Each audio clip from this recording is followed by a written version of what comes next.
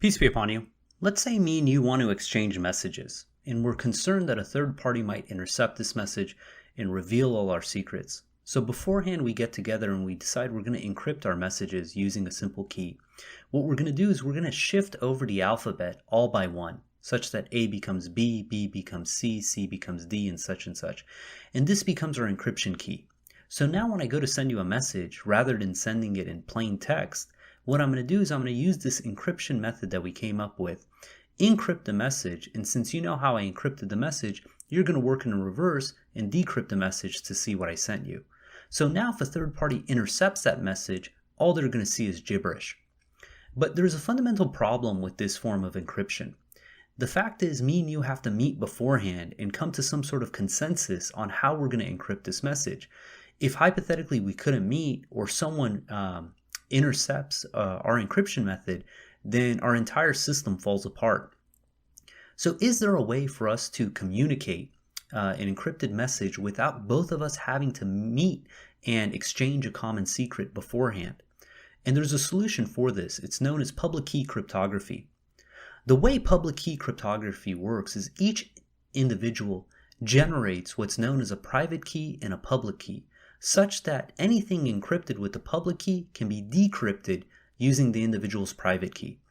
And what makes this so compelling is the fact that the public key is broadcast to anyone who wants it, while the private key can be maintained for the individual and is never shared.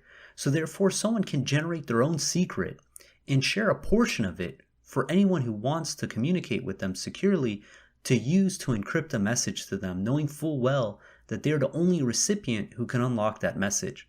So now if I want to send you a message, irrespective if we communicated beforehand or not, what I can do is take your public key, encrypt the message using your public key, knowing full well that you are the only individual on the entire planet who possesses the private key to unlock that message. Now if a third party intercepts this message, again, all they're going to see is gibberish. There's some other interesting phenomenon that takes place with public key cryptography. And that's if you send me a message and you encrypt it using your private key. You'd say, what's the purpose of doing such a thing? Well, when you encrypt it with a private key, anyone can use your public key and do two things. One is they can verify that you are the sender of this message because you alone possess that private key. Two is that they can use your public key to validate every letter and every word and every phrase of this message, knowing full well that the message you sent was exactly what you intended to communicate, that no one intercepted and changed that message. So keep this in mind.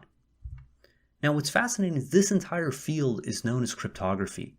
Cryptography is to convert information into a cipher or code, especially to prevent unauthorized access. And the root of the word cryptography comes from kryptos, which in Greek means hidden, concealed, secret.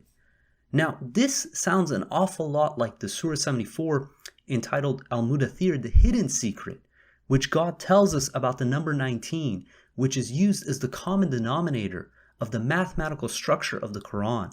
That's going to prove to anyone who has an open heart that this book, without a doubt, is from the Lord of the universe, and every letter and every word has been preserved. So God uses a similar form of cryptography in the Quran, but it's far beyond anything of human capability. In Surah 17, verse 88 through 89, it reads, "Say, if all the humans and all the jinns band together in order to produce a Quran like this, they can never produce anything like it, no matter how much assistance they lent one another. We have cited for the people in this Quran all kinds of examples, but most people insist upon disbelieving."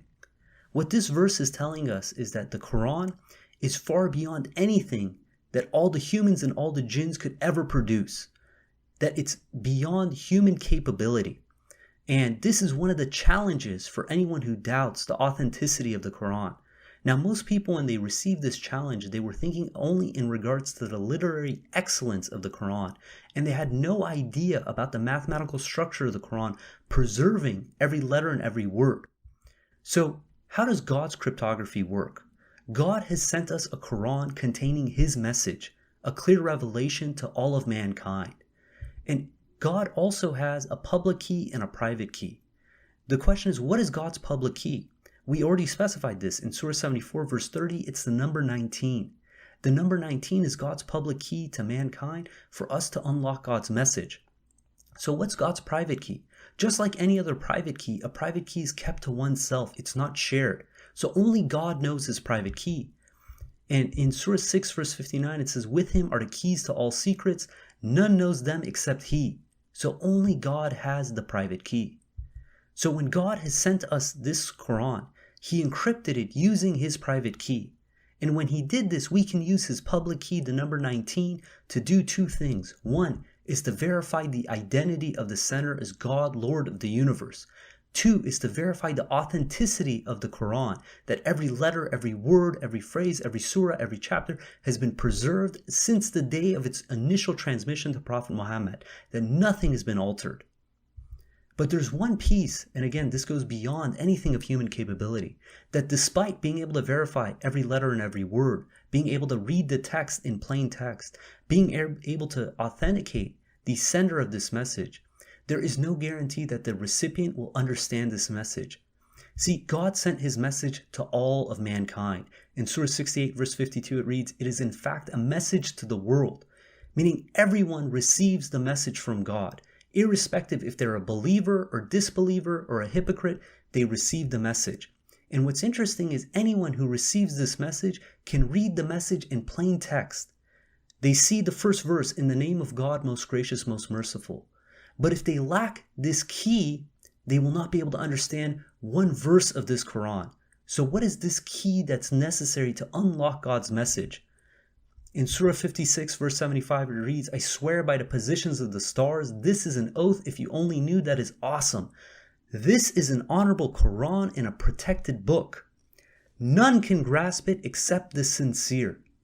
If we want to unlock this message from God's book, we must be sincere. Sincerity is our private key to unlock God's message in this protected book. That if we are insincere, what happens is we read this book and we won't gain anything from it. But if we're sincere, we will be able to unlock this book and obtain the wisdom, the enlightenment, the healing, the mercy that it provides. And for everyone else, they're blocked out. In Surah 47 verse 24 it reads, why do they not study the Quran carefully? Do they have locks on their minds? In Surah 83 verse 7 through 20, God tells us about the Sijin and the Eliyin, the book of the wicked and the book of the righteous. And he tells us that these are numerically structured book. It reads, indeed, the book of the wicked is in Sijin. Do you know what Sijin is? A numerically structured book. And in Surah 83 verse 17 it reads, indeed, the book of the righteous will be in Eliyin.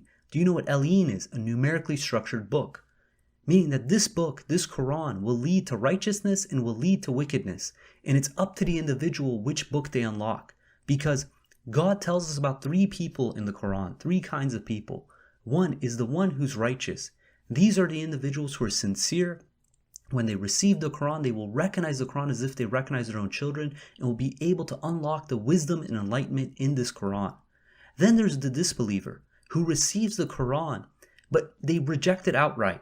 They don't want to see any of it. They don't want to listen to any of it. But then there's the third group, the hypocrite. The hypocrite reads the Quran and thinks because they see it in plain text that they understand the Quran. But they fail to understand anything of it, that they misunderstand everything. And when they go to apply the Quran, they can't apply it correctly. In 1782 it reads, we send down in the Quran healing and mercy for the believers. At the same time, it only increases the wickedness of the transgressors. Whatever it is that's inside our heart, this Quran is going to bring out. Either you're going to believe and draw closer to God, or you're going to disbelieve and draw further away. There's a quote I really like. It reads, when the wrong man uses the right means work in the wrong way. Meaning when the hypocrite attempts to use the Quran, which is the right means, they can only use it in the wrong way, and it only backfires against them. In Surah 3 verse 154 it reads, God thus puts you to the test to bring out your true convictions and to test what is in your hearts. God is fully aware of the innermost thoughts. Whatever we harbor in our chest, this Quran is going to expose. This life is going to expose. God is going to bring out so we can see for ourselves what we're made of. So this brings a very scary thought. How do we know we are sincere? Everyone believes that they're virtuous, they're good, they're kind. No one's going to think that they're an insincere person. But there's certain questions we can ask ourselves. The first one is we ask ourselves, Because this has to do with cryptography, do we possess the key to unlock God's message? And God, clearly as enough, gives us the key in the first surah of the Quran entitled Al-Fatiha, the key. And it tells us, in the name of God, most gracious, most merciful, praise be to God, Lord of the universe, most gracious, most merciful. It's telling us who is God. God is most gracious, most merciful. He's Lord of the universe. Then it tells us about the day of judgment. It says, Master of the day of judgment, meaning that there is going to be a day we're all going to be held accountable. And then it tells us about the qualities of leading a righteous life. It says, you alone we worship, you alone we ask for help, guide us in the right path, the path of those whom you've blessed, not of those who have deserved wrath, nor of destroyers. That only God we ask for help, only God we ask for guidance.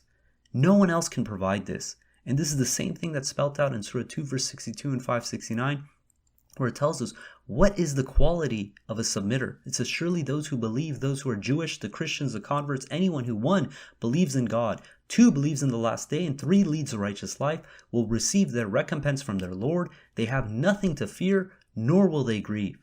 That if someone fulfills these 3 basic requirements, that they will be granted sincerity, that they will be able to unlock God's message. But what else is there? The question is, when we read the Quran, are we looking to confirm what we already believe or to what God is telling us?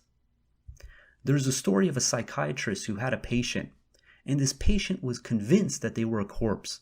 So week after week, the psychiatrist would meet with this patient and try to convince him otherwise. And finally, he had an idea. During one of the sessions, he asked the man, he says, do corpses bleed? And the individual responded that, of course not. Blood is something that's necessary for the living, not for the dead. At which point the psychiatrist grabbed a pin and pricked the patient in the finger. And the patient looked and saw a drop of blood come out. And he said, I guess corpses do bleed. And the takeaway from this is the fact that if we are only going to follow our own opinion and not listen to reality, not see what's in front of us, we're never going to be guided. The way God designed the human being is whatever it is that we believe, we're going to find reasons to confirm that belief. And we're willing to distort reality to make that belief come to fruition. In Surah 19 verse 75, God tells us, say, those who choose to go astray, the most gracious will lead them on until they see what is promised for them, either the retribution or the hour. That is when they find out who really is worse off and weaker in power. Surah 19 verse 76, it reads, God augments the guidance of those who choose to be guided, for the good deeds are eternally rewarded by your Lord and bring far better returns. The takeaway from this is whatever it is that we choose to believe, God is going to allow us to go in that path. And the reason is because we have this pitfall that's known as confirmation bias. We're going to find everything to confirm what it is that we already believe. And God warns us about this. In Surah 2 verse 88, it says, some would say our minds are made up. Instead, it is a curse from God as a consequence of their disbelief that keeps them from believing, except for a few of them. Meaning that there's nothing you can show someone who is suffering from confirmation bias that's going to convince them otherwise. And we have to be trying our utmost to try to see the truth for what it is, to put our cognitive biases aside. The third question we have to ask ourselves is, do we believe we need another source in order to correctly understand the Quran? God tells us in the Quran that it's complete, it's fully detailed, it's clear, it's for all the believers. In Surah 6 verse 114 through 116 it reads, shall I seek other than God as a source of law when he has revealed to you this book fully detailed? Those who receive the scripture recognize that it has been revealed from your Lord truthfully. You shall not harbor any doubt. The word of your Lord is complete in truth and justice. Nothing shall abrogate his words. He is the hearer, the omniscient. If you obey the majority of people on earth, they will divert you from the path of God. They follow only conjecture, they only guess. God is telling us repeatedly in the Quran that the Quran is fully detailed. It's our only source of law. It's our only source of salvation. That nothing shall abrogate God's word. So if we're setting up a source beside the Quran, it shows that we do not believe in God. Many people believe that it's required to have hadith and sunnah in order to understand the Quran, as if you have to filter the Quran through hadith and sunnah to gain the guidance. This couldn't be further from the truth. God tells us in Surah 39 verse 27 through 29 says, we have cited for the people every kind of example in this Quran that they may take heed, an Arabic Quran without any ambiguity, that they may be righteous. God cites the example of a man dealing with disputing partners, compared to a man who deals with only one consistent source. Are they the same? Praise be to God, most of them do not know. These disputing partners are the Hadith. You find numerous contradictions in them. This makes trying to filter anything through Hadith and Sunnah completely unachievable. But if you deal with one consistent source, the Quran, you could filter everything through that and be able to find guidance. In Surah 21 verse 10 it says, "We have sent down to you a scripture containing your message. Do you not understand?" The message that the messenger was authorized to provide is the Quran. To think we need any other source, any other teachings from the messenger in order to understand the Quran is not believing in God's system. We take everything we learn in life, our own education, from our own life experiences, and we filter that through the Quran, not the other way around. And only through that can we understand guidance, can we gain guidance from God, because God is the only source for our salvation. The Quran is the only guidance He provided us in order to unlock His message. To think that we need additional sources in order to understand the Quran is showing that we don't actually believe in God, let alone believe in the Quran. In Surah 17, verse 45 through 46, it says, "When you read the Quran, we place between you and those who do not believe in the hereafter an invisible barrier. We place shields around their minds to prevent them from understanding it, and deafness in their ears. And when you preach your Lord using the Quran alone, they run away with aversion." If we cannot handle being satisfied with God alone, the Quran alone, it shows that we do not believe in God, we do not believe in the hereafter, that we don't want to lead a righteous life. And because of that, we'll be blocked out. It shows that we're insincere. We will never be able to unlock God's message.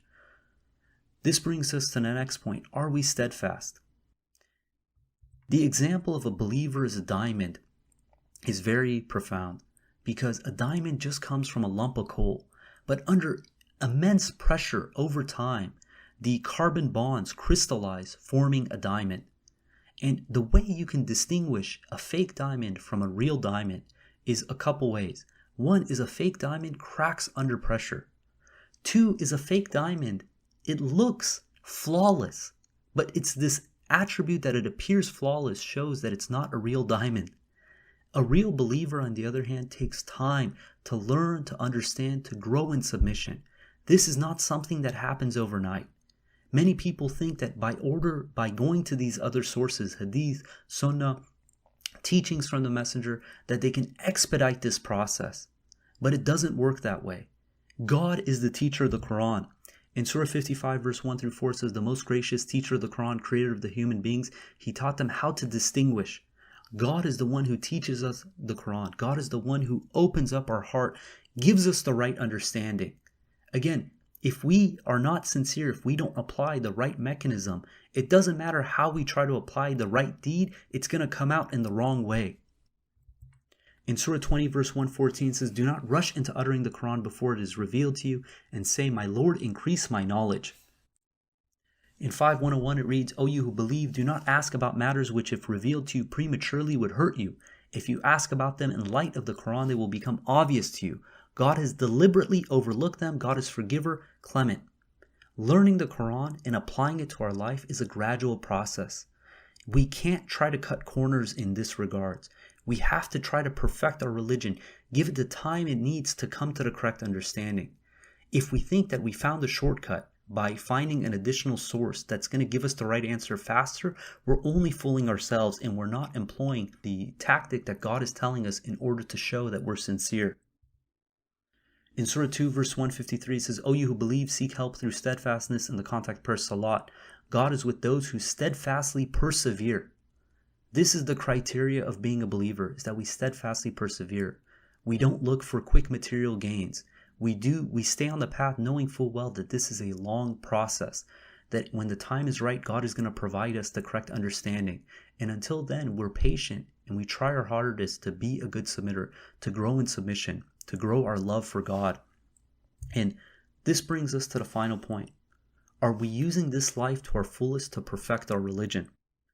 God gives us the example of Solomon, who fell in love with material possessions.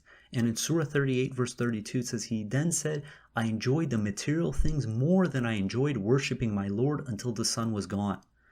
Now Solomon corrected this action But we have to ask ourselves, do we appreciate the material possessions more than we appreciate God? Because if we do, then it shows that we are lacking in sincerity. There's a Netflix documentary, it's called Euro Dreams of Sushi. And it's about an 80-year-old man who spent the last 60 years of his life trying to perfect the art of making perfect sushi. And in one of the quotes he reads, "We don't care about money. All I want to do is make better sushi. I do the same thing over and over, improving bit by bit. There's always a yearning to achieve more. I'll continue to climb, trying to reach the top, but no one knows where the top is." Now, are we this diligent when it comes to our practices in submission? Are we trying as hard as Euro to perfect our religion? One of the examples in the documentary was showing an apprentice who spent 10 years working in the kitchen before they would even allow him to cook egg sushi. 10 years he just worked diligently in the kitchen, doing what he was told, trying to get that ability to be able to offer to make egg sushi. After 10 years, he was finally offered the opportunity to make egg sushi, and the first 200 attempts were rejected. And he said after it was finally accepted, he had tears in his eyes. And he said he didn't care about the accolades from his colleagues. It was the fact that he was able to perfect this one craft of being able to make egg sushi. Now, 5 times a day, we prostrate and perform the contact prayer salat to glorify our Lord. This is one of the greatest blessings that God has provided mankind. And we have to ask ourselves, are we as diligent to ask ourselves, how can we perfect our salat? Euro spent 60 years and he says he still doesn't know where the top is. And he's thinking of new ways of how he can perfect making sushi. Now, each day when we perform our salat, are we thinking, how can I be more reverent? How can I draw closer to God? How can I be more open to the message so God can open up my heart? And if we do that in each day, inch by inch, incrementally we grow in our submission, then God willing, God is going to give us the guidance and admit us back into his kingdom. In Surah 6 verse 162 it says, "Say my contact prayers, salat, my worship practices, my life and my death are all devoted absolutely to God alone, Lord of the universe." And in Surah 17 verse 80 through 81 it reads, "And say, my Lord, admit me in honorable admittance, and let me depart in honorable departure, and grant me from you a powerful support. Proclaim the truth has prevailed and falsehood has vanished. Falsehood will inevitably vanish." God willing, we're going to end there. If you guys got comments or questions, please hit us up at crontalk@gmail.com. And until next time, peace and God bless.